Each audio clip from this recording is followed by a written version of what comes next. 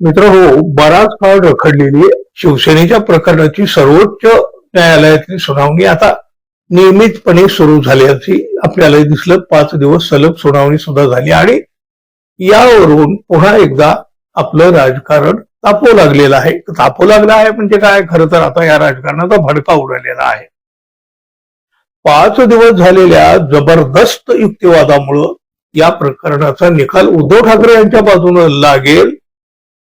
उद्धव ठाकरे यांची शिवसेना त्यांना परत मिळेल अशी आशा अनेकांना वाटायला लागलेली आहे.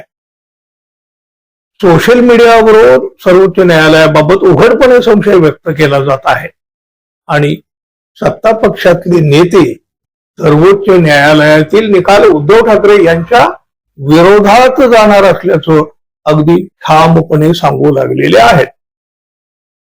न्यायसंस्थेवरील विश्वास, पावित्र्य थोडंसंही कमी होऊ नये, पण न्यायालयाचा आदरच राखला जावा. पण दुर्दैवानं हे घडत नाही. सगळं चित्र अलीकडच्या काळामध्ये विपरीत घडताना दिसतंय. कोण जबाबदार आहे याला? बघा, फुटीर खासदाराच्या त्या फुटीचं प्रकरण सर्वोच्च न्यायालयामध्ये असताना पंतप्रधान नरेंद्र मोदी या फुटलेल्या 6 खासदारांना अभय देतात. घाबरू नका, मी तुमच्या पाठीशी आहे असं म्हणतात. महाराष्ट्रातील सत्ता पक्षाचे नेते सर्वोच्च न्यायालयातील प्रकरणाचा निकाल आपल्या बाजूने लागणार असल्याचं अत्यंत विश्वासानं, ठामपणे आणि खात्रीपूर्वक सांगत सुटलेले आहेत. मग जो संशय घेतला जातो त्या संशयाला बळकटी तर येणारच ना.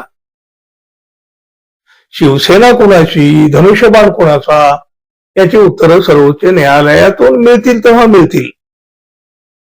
सत्ता पक्षातले नेते कशाच्या आधारावर न्यायालयातून येणारा निकाल आधीच सांगत सुटले आहेत बरं? मुख्यमंत्री देवेंद्र फडणवीस यांनी सुद्धा येणाऱ्या या निकालाच्या बाबत अगदी जाहीरपणे भाष्य केलेलं आहे.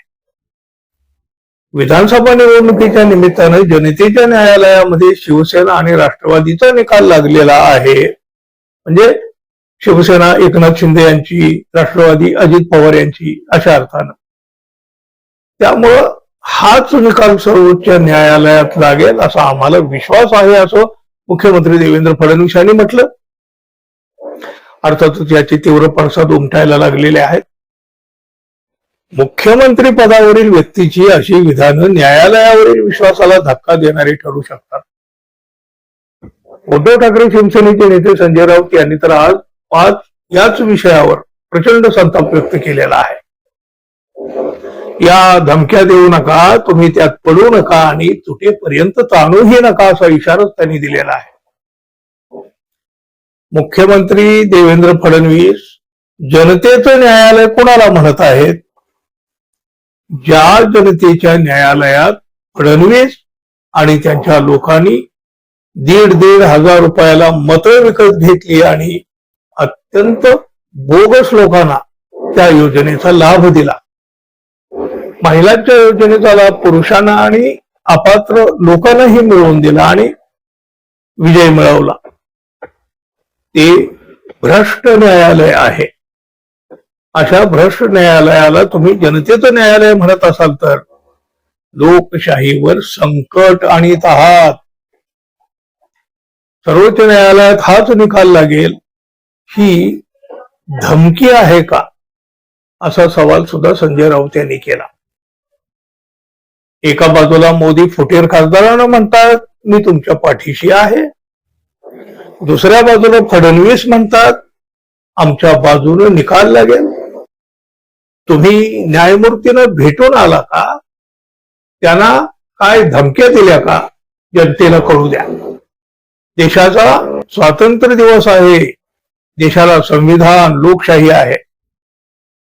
नेहरूंच्या काळापासून संविधानिक संस्था निष्पक्ष काम करीत होत्या. तुम्ही त्याला भ्रष्ट केलेलं आहे, हे चालणार नाही.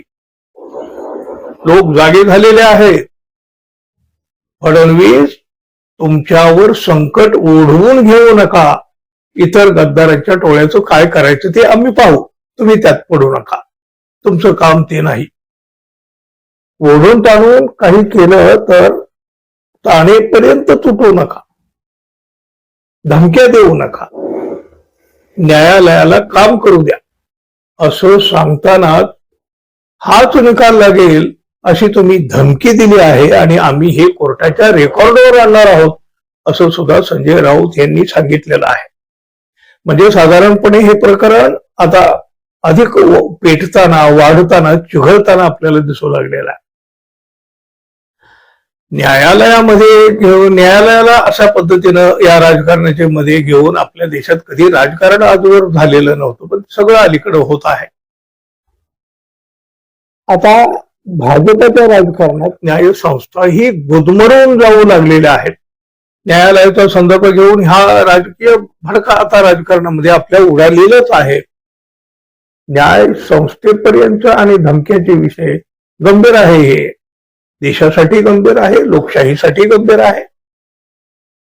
बघा, न्याय व्यवस्थेला स्वतंत्र काम करू दिलं पाहिजे, पण जे चित्र निर्माण झालेलं आहे ते मात्र विपरीत आणि लोकशाहीला धक्के देणार आहे, हे मात्र नक्की. संजय राऊत यांनी जो संताप व्यक्त केलेला आहे त्याच्याशी तुम्ही सहमत आहात का मित्रांनो? जरूर सांगा. आणि जाता जाता आपल्या चॅनलला सबस्क्राईब कराल अशी अपेक्षा तर आहेच. धन्यवाद. पुन्हा भेटू. नमस्कार.